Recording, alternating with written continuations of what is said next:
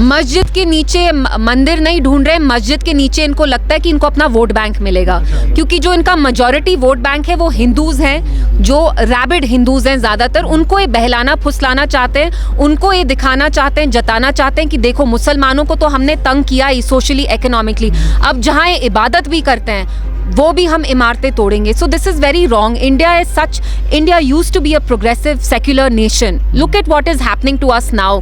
हम खुदाई कर रहे हैं, ये क्या डेवलपमेंट का कुछ सिंबल है? कश्मीर में आप कहते हैं हम रेलवे लाइन बनाएंगे, लेकिन यहाँ पे जो मेजॉरिटी मुस्लिम्स हैं उनके आप मॉस्क तोड़ना चाहते हैं। So this is not the country that was founded by Mahatma Gandhi ji. This is more of Godse's India then Gandhi ji's India. Ma'am आखिर में जानना चाहेंगे यहाँ के एमएलएज के बारे में क्या कहेंगे, क्योंकि आज तक उन्होंने कोई भी काम जो है उस तरह का नहीं किया है। दूसरा कि क्या नहीं काम किया, तो ये जो यहाँ तक जो भी हुआ अभी तक वो किसने किया है? This is a generalisation. जो आप कह रहे हैं वो गलत है। न्यूली इलेक्टेड एमएलए अगर पावरलेस टूथलेस है तो इनने तो अपने मैनिफेस्टो में इतना कुछ लिखा था, so did they not know all this? Why are they powerless? सरकार तो इनकी है, तो ये क्यों नहीं काम कर रहे हैं? रहा हमारे जो 3 एमएलएज हैं वो आप देख रहे हैं कितना वोकल है। असेंबली में रेजोल्यूशन तक 370 पे पीडीपी ने लाई। पीडीपी के बस 3 एमएलएज हैं, लेकिन उस जमात ने नहीं लाई जिनके 50 एमएलए, पीडीपी के एमएलएज ने लाई। तो जब आपको काम करना होता है यू फाइंड अ वे। बाकी आपको बहाने चाहिए। आप तो 70 साल से यहाँ इक्तिदा में आ रहे थे, गर्ज आपको है नहीं काम करने का, तो you will always look for excuses and you will find an excuse. Ma'am जो अटैक्स हो रहे हैं, जैसे कि कल हार्वन में इंसिडेंट पेश हुआ और अभी पुंछ सुरनकोट एरिया में ग्रेनेड अटैक हुआ है आर्मी पे, तो क्या कहेंगे आप? इट्स वेरी वरिंग कि ये जो सडन स्पर्ट है इलेक्शंस के बाद हुआ है। इट्स वेरी स्ट्रेंज कि ये पहले नहीं हो रहा था, अब हो रहा है। तो ये डिपार्टमेंट तो law and under comes under MHA, so MHA should see कि ऐसी चीज़ें क्यों हो रही हैं। ऑन वन हैंड दे से हमने यहाँ मिलिटेंसी की जड़ सारी उखाड़ दी, but on the other hand they saying कि how so many innocent civilians soldiers are losing their lives because of militancy. So there is a contradiction somewhere.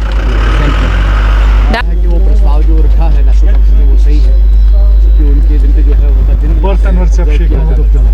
मुझे लगता है अगर ये जद्दोजहद हम 370 के लिए करते तो बेहतर होता।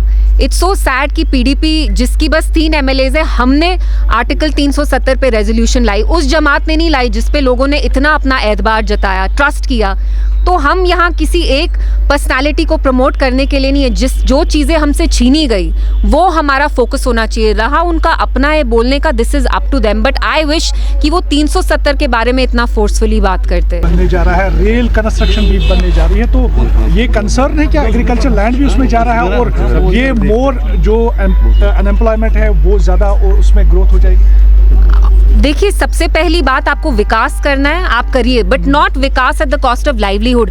आप लोगों के पेट पे लात मार के ये विकास नहीं कर सकते। बिजबेहाड़ा में जो भी ये प्रपोज रेलवे लाइन है, it's gonna go through Bijbehara, Awantipora and Pulwama. ये सारा ऑन एग्रीकल्चर लैंड है, जहाँ पे लोगों के ऑर्चर्ड्स हैं, जहाँ पे उनको एक सस्टेनेबल सोर्स ऑफ इनकम आ रही है। आप उनसे वो तक छीनना चाहते हैं। ऑन वन हैंड यहाँ जो सरकारी मुलाजिम हैं आप उनको निकाल रहे हैं, जिनका थोड़ा बहुत प्राइवेट बिजनेस है वहाँ पे आप कहते हैं हम रेलवे लाइन बनाएंगे। So we are not against development per se, we are against development at the cost of our ecology, at the cost of livelihood, at the cost of environment. हमने खुद देखा है जो मरकजी सरकार है उत्तराखंड में, इनने कितनी बर्बादी की, वहाँ कैसे फ्लड्स आए, बिकॉज अर्बन प्लानिंग जो भी है जहाँ भी ये करते हैं it's eight the cost of the environment. So for us that's an issue.